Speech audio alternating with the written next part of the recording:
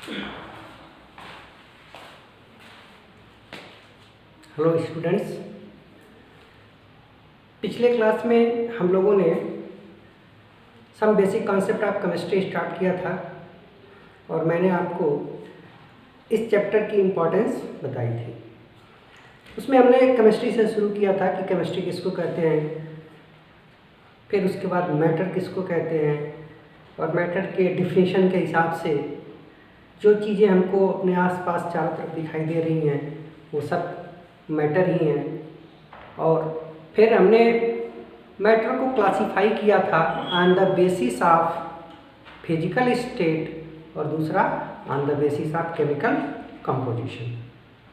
On the basis of physical state हमने देखा था कि सॉलिड, लिक्विड और गैस, ये तीन स्टेट होते हैं मैटर के, और इससे रिलेटेड सारी चीज़ें हमने देखी थी कि कौन से फैक्टर हैं जो रिस्पॉन्सिबल हैं किसी भी सब्सटेंस के किसी एक पर्टिकुलर कंडीशन में सॉलिड या लिक्विड या गैसियस स्टेट में स्टेबल होने के। फिर उसके बाद हम लोगों ने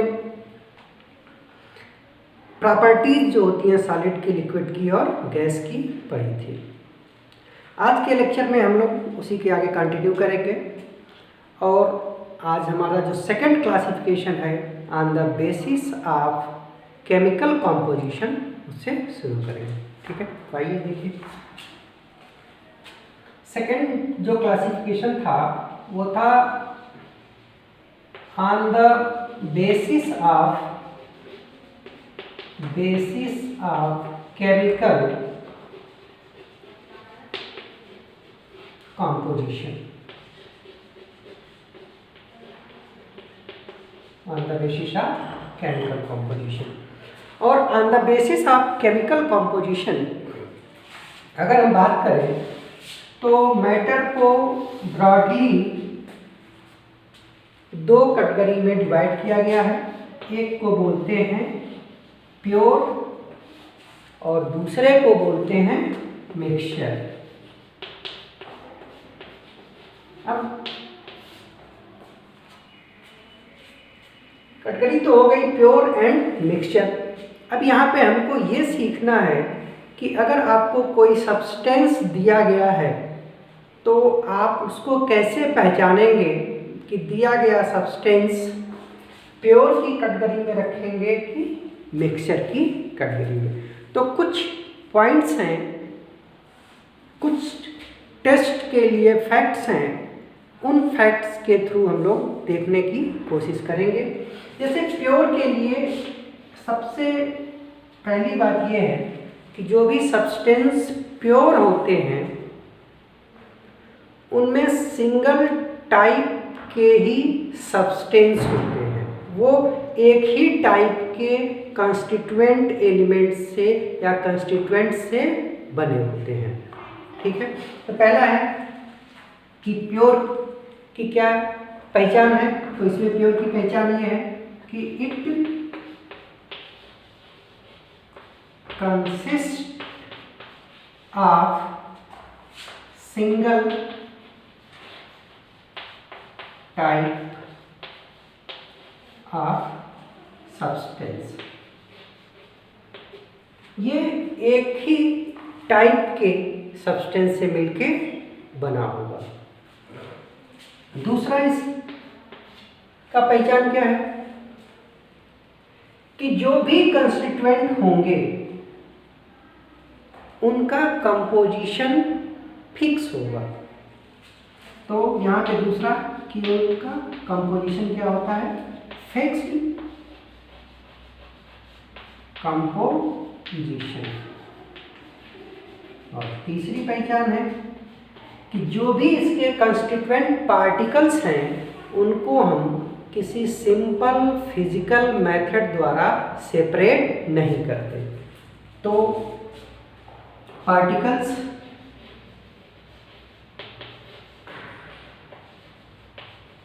can't be separated by simple।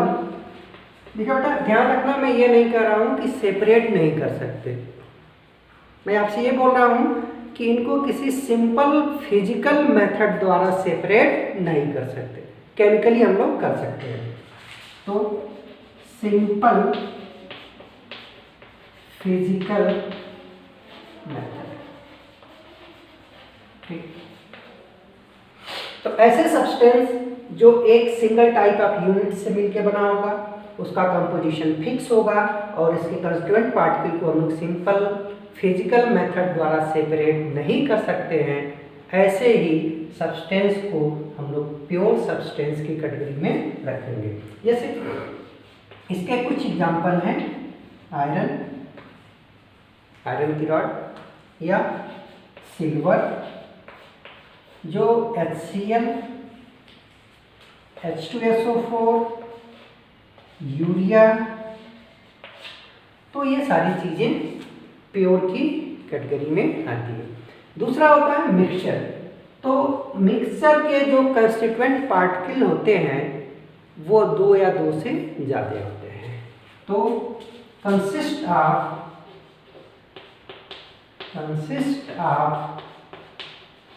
2 or more components. इसमें जो कंपोनेंट्स होते हैं वो 2 या 2 से अधिक होते हैं।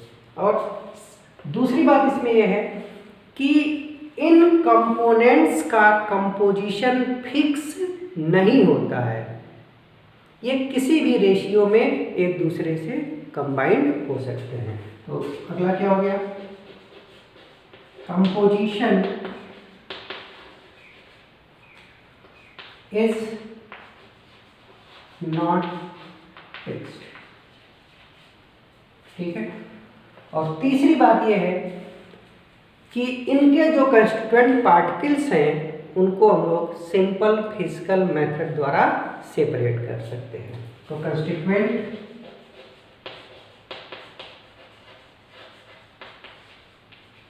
Can be separated by simple physical method, ठीक है। तो ये 3 पॉइंट्स हैं जिनके बेसिस पे हम लोग कोई सब्सटेंस के बारे में पता कर सकते हैं कि वो प्योर है कि मिक्सचर है। अब ये तो लैंग्वेज है, इसमें थोड़ी सी हो सकता है कि आपको समझ में ना आया हो। चलो हम एक केस लेते हैं। जैसे मान लो हम लेते हैं वाटर, एक बर्तन में वाटर ले लिया और ये भी प्योर वाटर होना चाहिए, डिस्टिल वाटर जिसको बोलते हैं, टैप का वाटर नहीं होना चाहिए। तो ये वाटर ढेर सारे वाटर मॉलिक्यूल से मिलके बना हो, तो इस वाटर को बनाने वाले पार्टिकल्स जो हैं वो सिंगल टाइप के हैं, सारे के सारे। ये वाटर है, ये सब एक ही जैसे कंस्टिट्यूएंट पार्टिकल वाटर के। अच्छा, और इन कंस्टिट्यूएंट पार्टिकल का कंपोजिशन फिक्स है, H2O है तो इसका कंपोजिशन फिक्स है। और हमारे पास कोई ऐसी फिजिकल मेथड नहीं है जिससे हम इन कंस्टिट्यूएंट पार्टिकल को सेपरेट कर सकें। तो ये तीनों चीज़ें, ये तीनों पॉइंट्स वाटर पे एज इट इज फॉलो हो रहा है, इसलिए वाटर प्योर होता है, ठीक। अगर हम बात करें मिल्क की, मिल्क, तो आपको पता होगा कि मिल्क में वाटर होता है, प्रोटीन होता है, फैट होता है, विटामिन्स होते हैं, मिनरल्स होते हैं। तो मिल्क को बनाने वाले जो कंपोनेंट्स हैं वो 2 या 2 से अधिक हैं, ठीक है। अब जैसे ही आपने देखा कि कंस्टिट्यूएंट पार्टिकल 2 या 2 से अधिक हैं, तो आप शिफ्ट होने लगे कि हो सकता है कि ये सब्सटेंस मिक्सचर हो। फिर दूसरे पॉइंट को वेरीफाई करेंगे, कंपोजिशन इज नॉट फिक्स, मतलब मिल्क के अंदर जो वाटर का, प्रोटीन का, फैट का, विटामिन्स का और मिनरल का जो परसेंटेज होगा वो चेंज होगा। आपको भी पता होगा कि एनिमल टू एनिमल, जैसे आपने बायो में पढ़ा होगा कि मदर्स मिल्क में लैक्टोज सबसे ज़्यादा होता है। हाँ, जनरली घरों में कहा जाता है कि जो बफेलो के मिल्क होते हैं उसमें फैट ज़्यादा होता है, तो कंपोजिशन चेंज हो रहा है। ठीक है। अब तीसरा बात कि जो भी कंस्टिट्यूएंट पार्टिकल्स हैं इनको सिंपल फिजिकल मेथड द्वारा अलग कर सकते हैं। आप लोगों ने घरों में देखा होगा कि सिंपल फिजिकल मेथड जैसे सेंट्रीफ्यूगेशन के कॉन्सेप्ट पे काम करता है कि जब मिल्क को हम लोग मथनी से महते हैं तो उसमें से फैट अलग हो जाता है, तो उसका कंस्टिट्यूएंट पार्टिकल हम लोग सिंपल फिजिकल मेथड से अलग कर लिए, तो इसलिए मिल्क क्या हो जाएगा, ये मिक्सचर हो जाएगा। क्लियर है। अब इसके बाद हम लोग इनको भी थोड़ा और डिटेल में पढ़ लेते हैं, प्योर को और मिक्सचर को। तो सबसे पहले हम लोग प्योर लेके चलते हैं। जो प्योर सब्सटेंस हैं आपने इनको पहचानने का तरीका सीख लिया, कैसे पहचानेंगे। अब इन प्योर को भी दो पार्ट में डिवाइड किया गया है। एक को हम लोग बोलते हैं एलिमेंट्स और दूसरे को बोलते हैं कंपाउंड्स। एलिमेंट्स और कंपाउंड्स। तो कब किसी प्योर सब्सटेंस को एलिमेंट बोलेंगे और कब किसी प्योर सब्सटेंस को कंपाउंड बोलेंगे, तो इसके लिए हर वो प्योर सब्सटेंस जिसमें सिर्फ सिंगल टाइप ऑफ एटम हो, सिंगल टाइप ऑफ एटम मतलब एक ही टाइप के एटम से मिलके जो प्योर सब्सटेंस बनता है उसको एलिमेंट बोलेंगे। क्लियर है। जैसे मान लीजिए हम कहें कि आयरन की रॉड है, तो हमने ये आयरन की रॉड ली और अगर ये आयरन की रॉड प्योर है तो इसमें सारे के सारे एटम्स आयरन के ही होंगे और कोई दूसरा एटम नहीं होगा, तो ऐसे प्योर सब्सटेंस को हम लोग बोलेंगे एलिमेंट।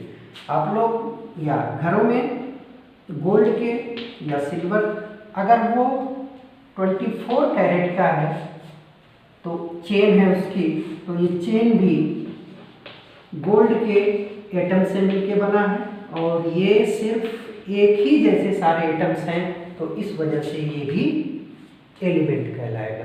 ठीक है।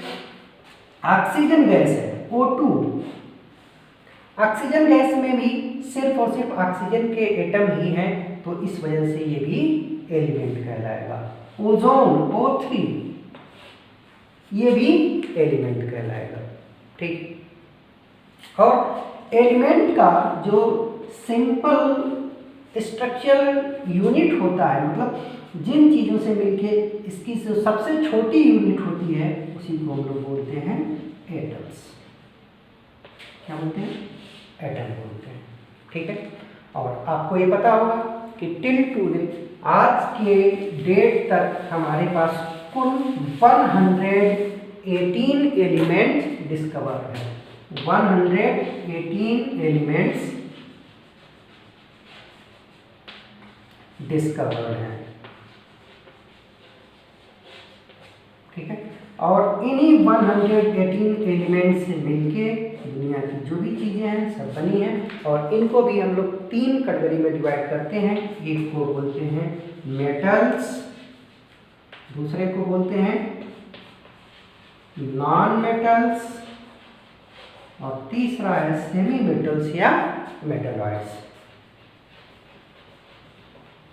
ठीक है। एक दो एग्जाम्पल लिखना चाहिए। जैसे मेटल में आप कोई भी लिख लीजिए, copper, silver, gold, iron. Non metal में ऑक्सीजन, नाइट्रोजन, हाइड्रोजन, फ्लोरीन, और सेमी मेटल में बोरान है, गैलियम है, कुछ सिलिकॉन, ये सब सेमी मेटल की कैटेगरी में आते हैं। ठीक है। अब उसके बाद हम लोग बात करते हैं कंपाउंड्स की। तो जब दो या दो से अधिक एलिमेंट्स के एटम, जैसे मान लीजिए हाइड्रोजन एलिमेंट है, ऑक्सीजन एलिमेंट है, तो दो एलिमेंट और इस एलिमेंट में ये दो एटम है और इस एलिमेंट में भी ये दो एलिमेंट है। तो आप ध्यान रखना मैं क्या बोल रहा हूँ कि जब दो या दो से अधिक एलिमेंट के एटम आपस में कंबाइन करते हैं तो जो चीज बनती है, जैसे यहाँ पे क्या बनेगा, वाटर, ठीक है। और ये भी कैसे बनेगा, यहाँ पे इनका कंपोजिशन फिक्स्ड होगा। ये नहीं है कि हाइड्रोजन और ऑक्सीजन रैंडमली किसी भी रेशियो में कंबाइन कर दें, फिक्स कंपोजिशन होगा। तो ऐसे सब्सटेंस को हम लोग बोलेंगे कंपाउंड, ठीक है। तो क्या बोलेंगे कि when two or more than two element combined in simple fix ratio compound is form. और इस कंपाउंड का जो सिंपल स्ट्रक्चरल यूनिट होता है, मतलब जिन चीजों से छोटी सबसे छोटी यूनिट होती है उसको बोलते हैं मॉलिक्यूल्स, उसको बोलते हैं मॉलिक्यूल्स, ठीक है। जैसे ढेर सारे molecule, HCl, nitric acid, sulphuric acid, urea, glucose, water, ये सब क्या हो गए, कंपाउंड हो गए, ठीक है। इसके बाद कंपाउंड के बाद अब हम आ जाते हैं मिक्सचर पे। मिक्सचर क्या होगा,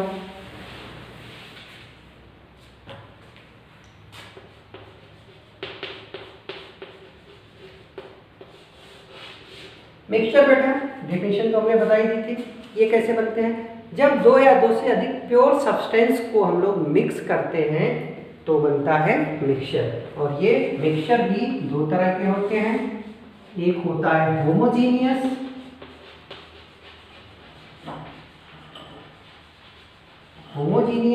और दूसरा होता है हेट्रोजीनियस। थोड़ा सा समझते हैं कि ये तो क्लियर हो गया कि मिक्सचर में two or more pure substance, दो या दो से अधिक प्योर सब्सटेंस को आप मिक्स करोगे तो जो बनेगा वो मिक्सचर होगा। और ये मिक्सचर दो तरह के होते हैं, एक होता है होमोजीनियस, एक होता है हेट्रोजीनियस। अब सपोज करिए कि हमने क्या किया, एक भी कर लिया और इस केस में भी एक भी कर लिया, इसमें भी हमने कुछ वाटर रख लिया H2O, यहाँ पे भी वाटर रख दिया, ठीक। अभी हमने देखा वाटर क्या होगा, प्योर की मिक्सचर, हाँ वाटर क्या है, प्योर है, वाटर क्या है, प्योर है, ठीक। अब इस वाटर में हमने थोड़ा सा ग्लूकोज मिला दिया, ग्लूकोज C6H12O6, ये ग्लूकोज का फार्मूला होगा, आपको याद भी होगा। और ये ग्लूकोज भी प्योर है। तो आपको ये एक्सपीरियंस भी होगा कि ये जो मिक्सचर बनेगा इसमें आपने इसको चम्मच से घुला दिया तो ये ग्लूकोज इसमें यूनिफॉर्मली डिस्ट्रीब्यूट हो जाएगा और इस पूरे सॉल्यूशन की जो प्रॉपर्टी होगी थ्रू आउट द सॉल्यूशन क्या होगी, सेम होगी। जैसे अब आपने अच्छे से इसको मिक्स कर दिया है तो इस पूरे सॉल्यूशन का कलर एक जैसा दिखेगा, व्हाटएवर आप ऊपर देखें या यहाँ पे देखें। फिर अगर आप यहाँ से लेके थोड़ा सा चखें या फिर यहाँ से लेके चखें तो दोनों की स्वीटनेस क्या होगी, सेम होगी। तो अगर किसी सॉल्यूशन की property through out the solution same होती है तो ऐसे मिक्सचर को हम बोलते हैं होमोजीनियस मिक्सचर। यहाँ पे इसमें थोड़ी सी हम रेत मिला दें, सिलिका SiO2 रेत। तो आप रेत जब मिला देंगे तो चाहे जितने भी अच्छे से इसको सेक करें, कुछ समय बाद यहाँ पे नीचे डार्क कलर आपको दिखाई देगा और ऊपर लाइट कलर दिखाई देगा। यहाँ पे कंपोजिशन या property through out the solution same नहीं है। कलर की बात करें तो बॉटम पे कलर डार्क होगा और सरफेस पे कलर लाइट होगा। चखने वाली बात है तो यहाँ से चखोगे, ठीक है, और यहाँ से चख लोगे तो पूरी मुंह में मिट्टी मिट्टी बन जाएगी, ठीक है। तो ऐसे को हम बोलते हैं हेट्रोजीनियस मिक्सचर, ठीक है। अब जो होमोजीनियस मिक्सचर होते हैं,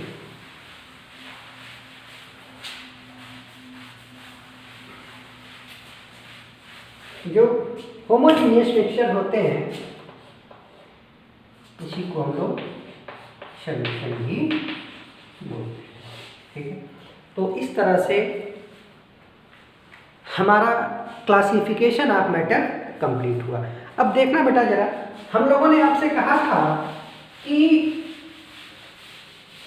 केमिस्ट्री में हम लोग मैटर के बारे में पढ़ते हैं, ऑल अराउंड मैटर, और मैटर की क्लासिफिकेशन किया तो हमारे पास प्योर में एलिमेंट्स आए, फिर उसके बाद कंपाउंड आया और कंपाउंड के बाद मिक्सचर आया, ठीक है। एलिमेंट्स की जो सबसे प्राइमरी यूनिट है वो होता है एटम, ठीक है, और इन एटम के मिलने से क्या बना, मॉलिक्यूल, और यही मॉलिक्यूल कंपाउंड, यूनिट मॉलिक्यूल और एग्रीगेशन कंपाउंड। अब अगर दो या दो से अधिक कंपाउंड को आप मिलाओगे तो बन जाएगा मिक्सचर, ठीक है। तो ओवरऑल और यही सारी चीजें एक साथ मिलकर क्या बनाती हैं, मैटर, क्या बनाती हैं, मैटर। तो अगर हम ये कहें कि केमिस्ट्री में हम लोग मैटर के बारे में पढ़ते हैं और मैटर एटम और मॉलिक्यूल से मिलके बना होता है तो इसमें कोई गलत बात नहीं होगी, ठीक है ना। तो मीन्स कि नाउ वी कैन से कि chemistry is the study of atoms and molecule. अब जहां हम लोग ये बात कहते थे कि chemistry is all about matter, अब थोड़ा सा इसको इस लैंग्वेज में बोलेंगे कि chemistry is the study of atoms and molecule. तो एटम्स और मॉलिक्यूल के बारे में हम अगर अच्छे से पढ़ लें तो इसका मतलब कि हम लोग केमिस्ट्री पढ़ लिए, तो ठीक। चलिए देखते हैं, शुरुआत करते हैं एटम्स से कि एटम्स क्या होते हैं। तो बेटा एटम्स के बारे में 370 BC से ही अलग अलग लोगों ने अलग अलग बातें करी। जैसे कुछ इंडियन और ग्रीक फिलासफर्स थे, उन्होंने कहा था कि atom is the smallest particle of matter. ये किसी भी पदार्थ का, किसी भी मैटर का सबसे छोटा, जैसे मान लीजिए चाक है तो इस चाक को हम तोड़ते गए, फिर इससे और तोड़ा और तोड़ा, तो तोड़ते तोड़ते जो लास्ट में सबसे छोटा पार्ट मिलेगा उसी को इन्होंने बोला था एटम। और एटम का सेंस भी होता है, ये मतलब होता है नॉट, और टम का मतलब होता है टू कट, वो चीज़ जिसको हम लोग काट नहीं सकते, फर्दर डिवाइड नहीं कर सकते। तो इंडियन और ग्रीक फिलासफर्स ने ये बात जो बताई थी 370 BC में कि atom is the smallest particle of matter, तो इस बात को प्रूव करने के लिए उनके पास कोई साइंटिफिक बेसिस नहीं था, बस उन्होंने बोल दिया था, बट इसको वो प्रूफ नहीं कर सकते थे। फिर काफ़ी समय बाद एक साइंटिस्ट आए जिनका नाम था जॉन डाल्टन, और जॉन डाल्टन ने एटम्स के बारे में कुछ बातें बताई, और उन्हीं बातों को आज के डेट में हम लोग पढ़ते हैं डाल्टन्स एटॉमिक थियरी। तो नेक्स्ट हमारा टॉपिक होगा डाल्टन्स एटॉमिक थियरी।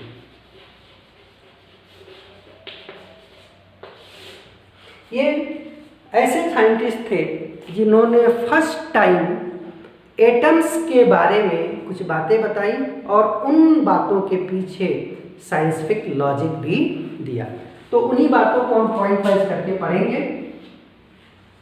और इन्हीं को हम बोलते हैं डाल्टन्स एटॉमिक थ्योरी। पहली बात इन्होंने बताई कि atom is the smallest indivisible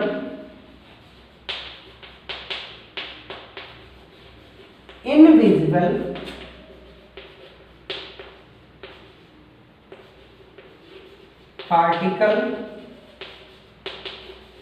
of matter। कि एटम जो है वो स्मॉलेस्ट सबसे छोटा, इनडिविजिबल फर्दर उसको डिवाइड नहीं कर सकते, इनविजिबल जो हमको अपने नेकेड आई से नहीं दिखाई देता, पार्टिकल ऑफ मैटर किसी भी पदार्थ का सबसे छोटा अविभाज्य और अदृश्य कण होता है। ठीक है। सेकंड बात इन्होंने बताई कि all the atoms of an element have similar property। मैं लिख देता हूँ कि all the atoms of an elements have similar properties like mass, shape, size etcetera. अब इसका क्या मतलब है? इन्होंने कहा कि all the atoms of an element, किसी एक ही एलिमेंट के, जैसे मान लीजिए हम एक आयरन की रॉड ले लें, तो ये आयरन की रॉड ढेर सारे आयरन के एटम से मिलके बना होता है।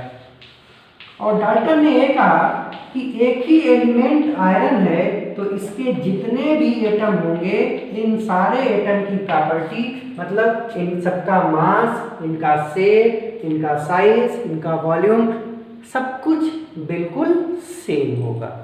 ठीक है। दूसरी बात इन्होंने कही कि atoms of different element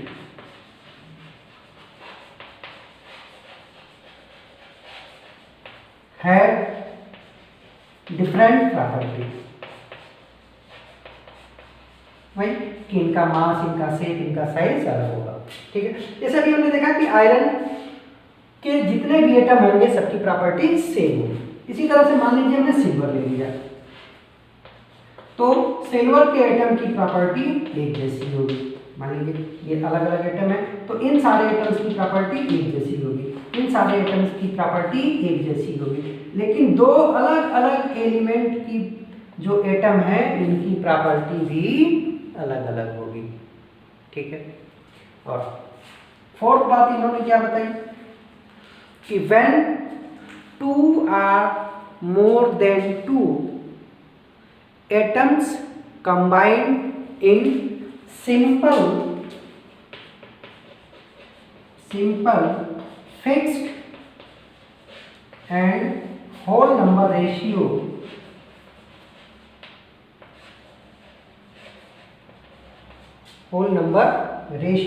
molecule is formed।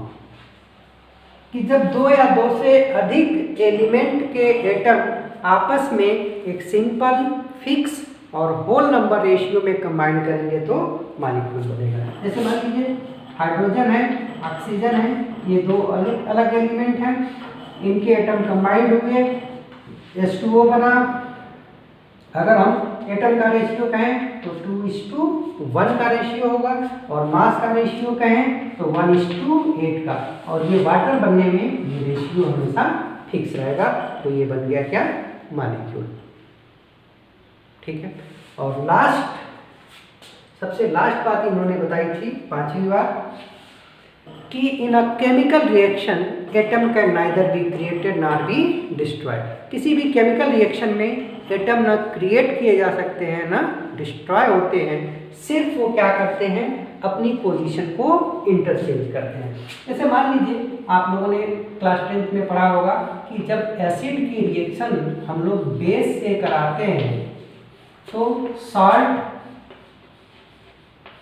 Plus water बनता है। अब इस रिएक्शन में रिएक्टेंट साइड में हाइड्रोजन है, क्लोरीन है, सोडियम है, ऑक्सीजन है और हाइड्रोजन है।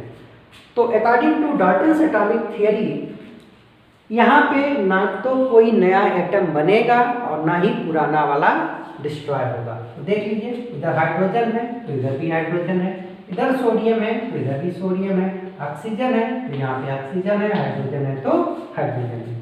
तो atom can neither be created nor be destroyed. ठीक है, बस इन्होंने क्या किया कि अपनी पोजीशन इंटरचेंज कर ली। यहाँ सोडियम के साथ OS था, यहाँ सोडियम के साथ Cl आ गया।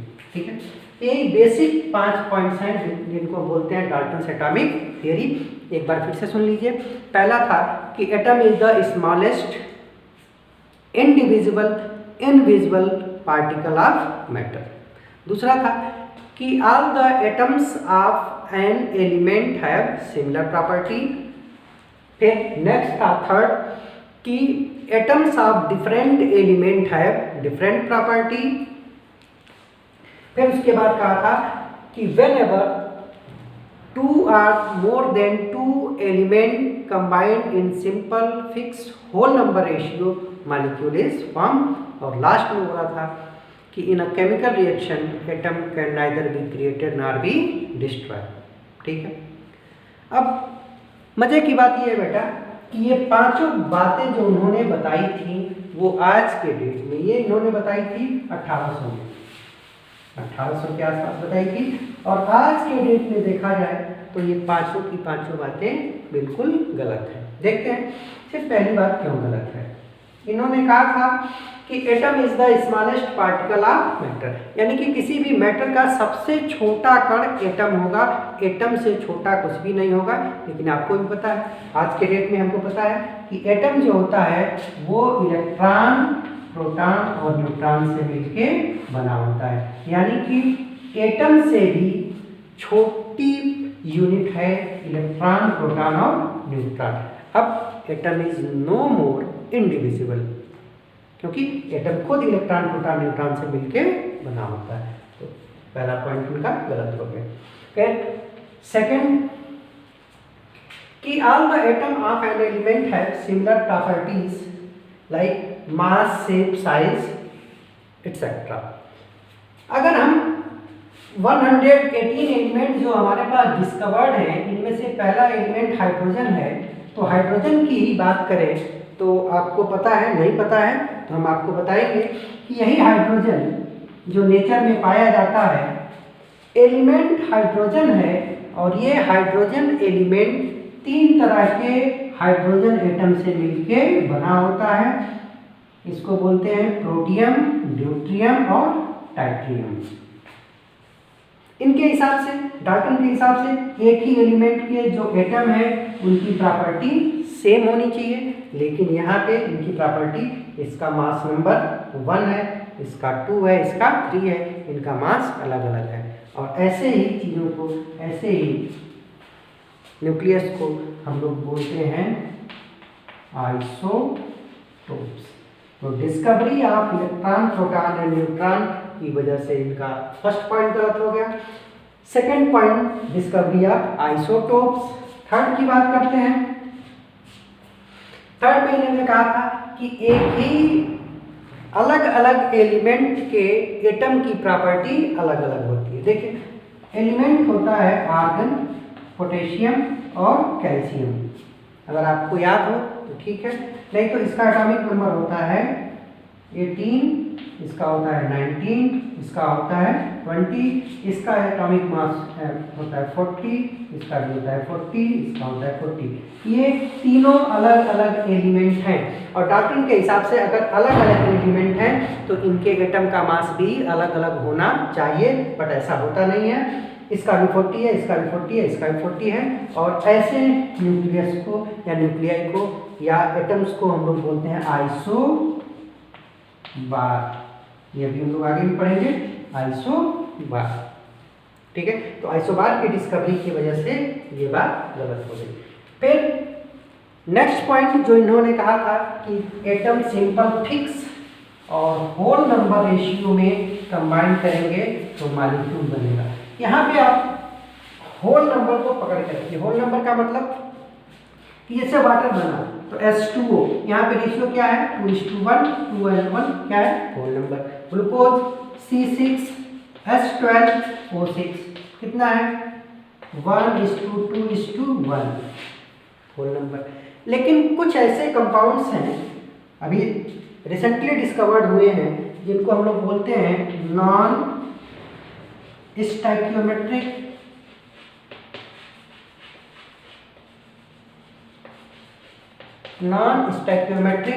कंपाउंड्स। और इन नॉन स्टैक्योमेट्रिक कंपाउंड्स में जैसे आयरन के ढेर सारे कंपाउंड्स होते हैं नॉन स्टैक्योमेट्रिक से Fe.98O, तो यहाँ पे जो रेशियो है 0.98:1 ये होल नंबर रेशियो नहीं है। ठीक है, तो इस वजह से ये बात भी गलत हो गई। और लास्ट बात भी इनकी गलत है। क्यों? Discovery of radio activity. अगर थोड़ा बहुत आपको ध्यान हो तो रेडियो एक्टिविटी में क्या होता है कि एक जो एलिमेंट इनिशियली होता है रेडियोएक्टिव होता है, धीरे धीरे उसका डीके होने लगता है, डिसइंटीग्रेशन होने लगता है और वो नए न्यूक्लियाई में कन्वर्ट हो जाता है। ठीक है, तो डिस्कवरी ऑफ रेडियो एक्टिविटी से इनकी लास्ट बात भी गलत हो गई। ठीक है, अब इन सब के बाद भी केमिस्ट्री के डेवलपमेंट में डाल्टन्स एटॉमिक थियरी का जितना रोल है और किसी थियरी का नहीं है।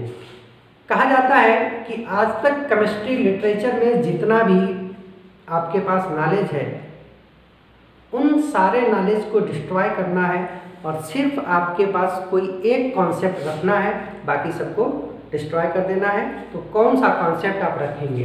यही है डाल्टन्स एटॉमिक थियरी। एक ऐसी थियरी है जो पूरी तरह से गलत है, फिर भी हमें आगे बढ़ने का रास्ता सबसे ज़्यादा इसने दिखाया था। ठीक है, अब इसके बाद अगली थियरी आती है जिसको हम बोलते हैं रदरफोर्ड का मॉडल। रदरफोर्ड एटम के बारे में रदरफोर्ड ने क्या बताया था और यहीं से हमारा चैप्टर अपने मेन टॉपिक के तरफ डाइवर्ट होगा। रदरफोर्ड ने कहा था बेटा कि एटम जो होता है ये दो पार्ट से मिलकर बना होता है। एक पार्ट को बोलते हैं न्यूक्लियर पार्ट और दूसरे को बोलते हैं extra nuclear part. Extra nuclear part. ठीक है, एटम स्फेरिकल होता है और इस स्फेरिकल एटम्स में दो पार्ट होते हैं, एक को बोलते हैं न्यूक्लियर पार्ट, एक को बोलते हैं extra nuclear part. Nuclear part में प्रोटॉन और न्यूट्रॉन्स होते हैं और एक्स्ट्रा न्यूक्लियर पार्ट में इलेक्ट्रॉन होता है जो सर्कुलर पाथ से रिवॉल्व करता है। जैसे हम दिखाना चाहें तो ये हो जाएगा न्यूक्लियर पार्ट और इस न्यूक्लियर पार्ट में प्रोटॉन्स और न्यूट्रॉन्स होंगे और इसके तरफ ये सर्कुलर पाथ होगा और इन पाथ पे इलेक्ट्रॉन्स मूव करेंगे और इसको हम बोलते हैं एक्स्ट्रा न्यूक्लियर पार्ट। तो इस तरह से एटम जो होता है वो दो पार्ट से मिलकर बना होगा, न्यूक्लियर पार्ट और एक्स्ट्रा न्यूक्लियर पार्ट। ठीक है, और यही न्यूक्लियर पार्ट को हम लोग बोलते हैं न्यूक्लियस। ठीक है, और एक्स्ट्रा न्यूक्लियर पार्ट को हम लोग बोलते हैं सेल या ऑर्बिट। ये जब हम लोग स्ट्रक्चर ऑफ एटम पढ़ेंगे तो जानेंगे। ठीक है, तो ये बेसिक बातें थी। अब किसी भी एलिमेंट के एटम को रिप्रेजेंट कैसे करते हैं, रिप्रेजेंटेशन ऑफ एन एटम। तो बेटा किसी भी एलिमेंट को हम लोग किसी एक अल्फाबेट से रिप्रेजेंट करते हैं और इस अल्फाबेट में एक नंबर यहाँ पे लिखा होगा और दूसरा नंबर यहाँ लिखा होता है Z, या कहीं कहीं ये नोटेशन ऐसे भी हो सकता है, तो आपको घबराना नहीं है। ये A यहाँ लिखा होगा और ये Z। तो ये होता है रिप्रेजेंटेशन ऑफ एटम। और इसमें जो X होता है ये उस एलिमेंट का सिंबल होता है। जैसे मान लीजिए हम बात करें सोडियम की, तो सोडियम को रिप्रेजेंट करना होता है तो Na लिखते हैं, और ये Na जो सोडियम का सिंबल है। आयरन हमको लिखना है तो Fe लिखते हैं, और Fe क्या है, ये आयरन का सिंबल है। तो X जो रिप्रेजेंट करेगा वो इस एलिमेंट का सिंबल होगा। ये Z जो होता है इसको हम लोग बोलते हैं एटॉमिक नंबर। क्या बोलते हैं? Atomic number. और ये एटॉमिक नंबर होता है equal to number of protons. किसी भी एलिमेंट के एटम का जो एटॉमिक नंबर होगा वही नंबर होगा उसमें नंबर ऑफ प्रोटॉन। और अभी हम लोग देखेंगे कि एटम न्यूट्रल होता है तो ये होगा equal to number of electron. ठीक है। और जो Z होता है इस Z को हम लोग बोलते हैं मास नंबर, और ये मास नंबर इक्वल होता है number of protons plus number of neutrons. और ये दोनों ही चीजें न्यूक्लियस में पाई जाती हैं, इसीलिए इसको हम लोग बोलते हैं नंबर ऑफ न्यूक्लियॉन्स। न्यूक्लियॉन्स क्योंकि ये न्यूक्लियस में पाए जाते हैं। तो टिपिकली किसी भी एटम को हम लोग रिप्रेजेंट करेंगे, उसका सिंबल लिखेंगे, एक नंबर ऊपर साइड में लिखा होगा, इसको बोलेंगे मास नंबर, और ये मास नंबर बताएगा प्रोटॉन प्लस न्यूट्रॉन के बारे में। नीचे एक नंबर लिखा होगा, इस नंबर को बोलेंगे एटॉमिक नंबर, और एटॉमिक नंबर बताता है नंबर ऑफ इलेक्ट्रॉन या नंबर ऑफ प्रोटॉन के बराबर। ठीक है। नंबर ऑफ इलेक्ट्रॉन कब होगा? जब इफ एटम इज न्यूट्रल। अगर ये एटम न्यूट्रल है तभी ये बात सही है। ठीक है।